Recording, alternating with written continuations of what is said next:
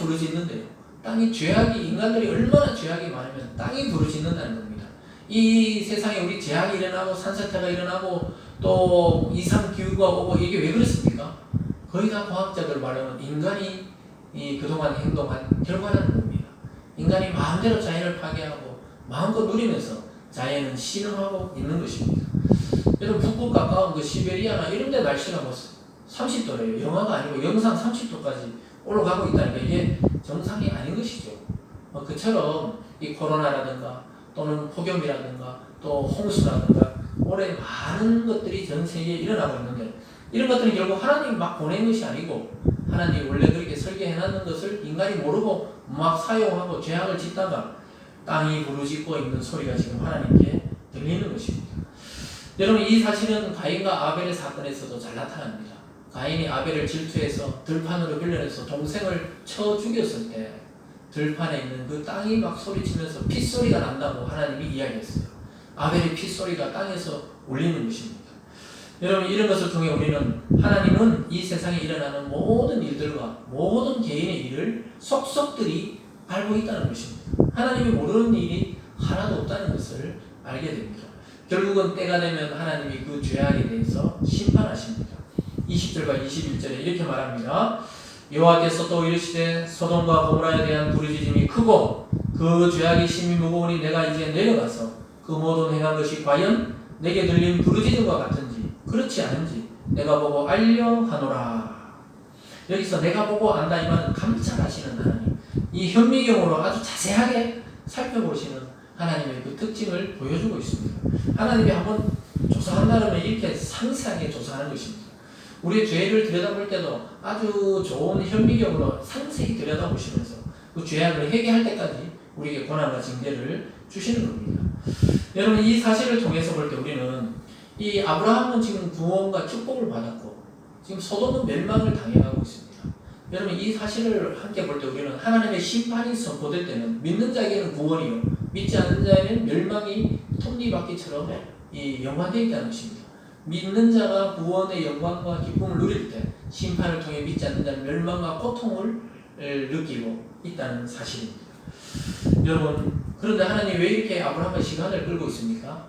왜 바로 소돔을 멸망하지 않고 하나님이 땅에 내려와 직접 조사하고 또 아브라함과 이렇게 대화하면서 이야기하고 있습니까? 그것은 바로 하나님이 소돔에 시간을 주는 거예요. 그 땅의 사람들이 혹시나 의인이 있는지 혹시나 하나님의 말씀을 믿고 그것을 벗어나려고 하는 사람이 있는지 시간을 주시는 겁니다. 노아 홍수 때도 하나님이 즉시 쓸어버리지 않고 노아의 가족이 120년 동안 배를 만들 동안에 복음을 전파할 시간을 줘서 함께 믿는 자들이 구원받을 수 있는 그 기간을 주셨던 것입니다. 여러분 우리 주님이 다시 오실 때도 마찬가지입니다. 지금 코로나 때문에 세상이 멸망하지는 않습니다. 전쟁 때문에 세상이 멸망하지는 않아요. 자연재해 때문에 인간이 완전히 다 죽고 없어지지는 않습니다. 그럼 언제 이 지구와 우주가 멸망합니까? 예수 그리스도가 약속대로 이 땅에 다시 오실 때 그것이 바로 재앙의 때요, 무너짐의 때요, 이 세상이 사라지는 때입니다.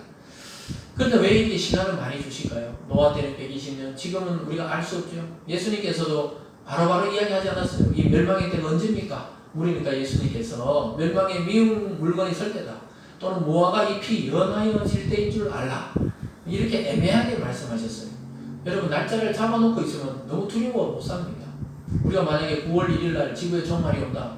이러면 두려워서 그 전에 심장마비로 죽을 사람이 더 많을지 모릅니다. 그래서 하나님은 미리미리 이야기하지 않고 애매하게 이야기해놨어요. 그래서 그 사이에 주님이 오실 때까지 많은 사람이 복음을 듣고 예수님을 믿고 구원에 이르도록 긍휼과 은혜의 시간을 베풀고 있는 줄 믿으시기를 바랍니다. 그래서 하나님은 한 사람이라도 더 회개하고 돌아와서 하나님의 자녀가 되기를 원하고 있습니다. 그 시간을 늘려주시는 것입니다. 곧 오시겠다 하고는 지금 2000년 동안 안 오시고 있는 이유가 뭡니까? 저와 여러분이 만약에 그 당시 100년 만에 오셨으면 구원이 없죠. 태어나지도 않았을 거지만은. 그래서 하나님은 하나님의 사람들이 다 구원받을 때까지 아직 오시지 않고 기다리고 계시다가 온 우주의 왕으로 이 땅에 재림하실 때 이 지구와 우주를 심판하시고 믿는 자들을 부활시키셔서 새하늘과 새 땅에서 함께 살게 하실 줄 믿습니다. 그래서 여러분 이 기간에 돌이켜야 됩니다. 여러분 돌이키십시오. 더 이상 이제 하나님 떠나지 마시고 돌이키시기 바랍니다. 하나님을 원망하지 마시고 이 긴 시간 속에 돌이키지 않는다면 기회가 없습니다. 모두 자기 죄 때문에 멸망과 지옥으로 이르게 되는 줄 깨달으시기 바랍니다. 오늘 본문을 통해 우리는 이 세상에 태어난 한 사람, 또 1분이라도 이 세상에 살아 숨쉬었다면 하나님의 저울 때, 하나님의 심판대 앞에 가서 심판을 받을 날이 다가온다는 사실을 깨달아야 합니다. 그때 달아보시는 것은 다른 것이 아니에요.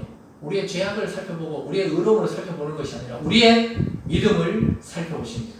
그리스도와 연합되어 있느냐? 그리스도 안에서 믿음을 발휘하고 살았느냐? 하나님 말씀대로 순종했느냐? 이런 것들을 달아보시는 것입니다. 여러분, 그래서 심판은 믿는 자에게는 큰 영광과 기쁨과 영원한 생명이 주어지는 시간이고, 믿지 않는 자에게는 영원한 고통의 시간일 뿐인 것입니다. 여러분, 오늘 말씀으로 인해서 이 구원의 비밀을 간직하시고 또한 이 비밀을 모르고 살아가는 사람에게 하루하루 이 복음의 말씀을 증거하고 전하면서 함께 구원에 이르기를, 그런 것을 간절히 바라는 저와 여러분 되기를 주님의 이름으로 축원합니다. 오늘 두 번째로 보면요, 이 세상에 있어서 그럼 성도와 교회는 왜 하나님이 남겨놓으셨냐? 도대체 성도와 이 세상의 이 교회의 기능은 무엇이냐는 것입니다.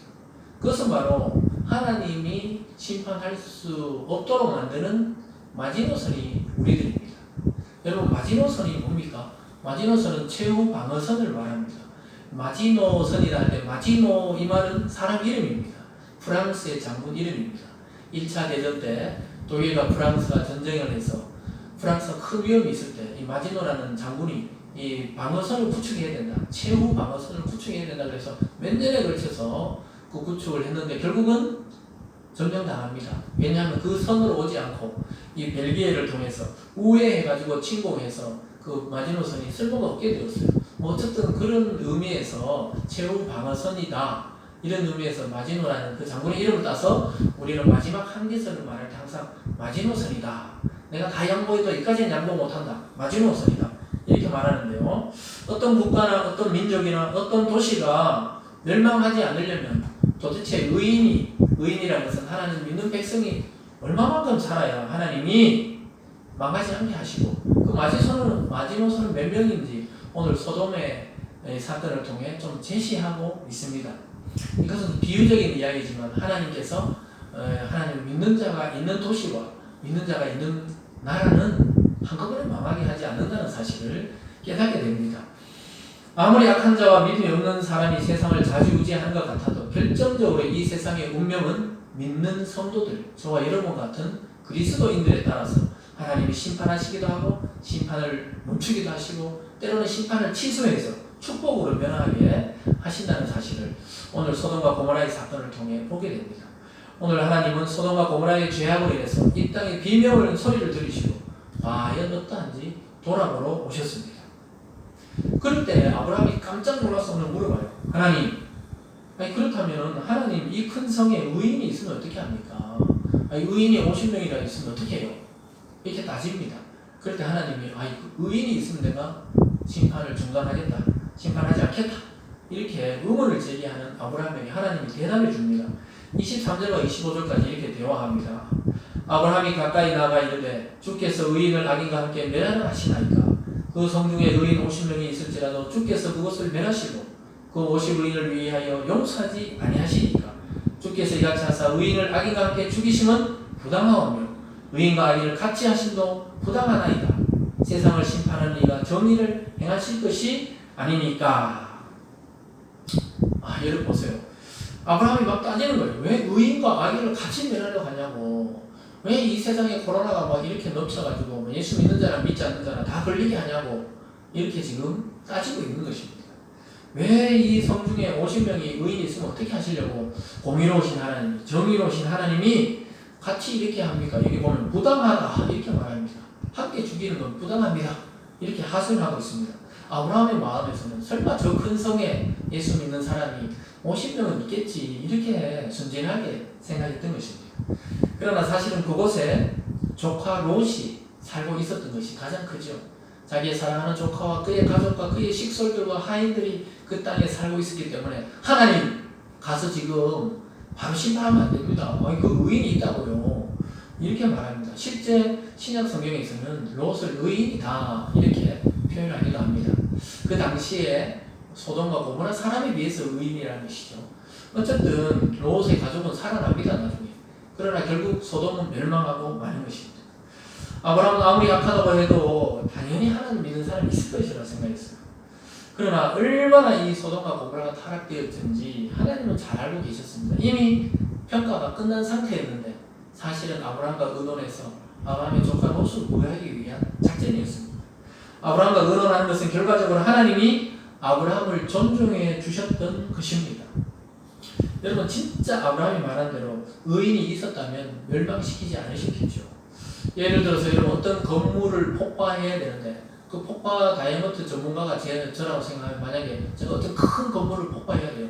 그 무너뜨리고 다시 지으려고 할 때 폭파하려고 다 사람을 물러가고 이제 단추를 누르려고 카운터 다운합니다. 10, 9, 8 이렇게 하는 중에 자세히 보니까 그게 애가 5살짜리 애가 하면 막 뛰어다니고 있어요. 그 건물 안에.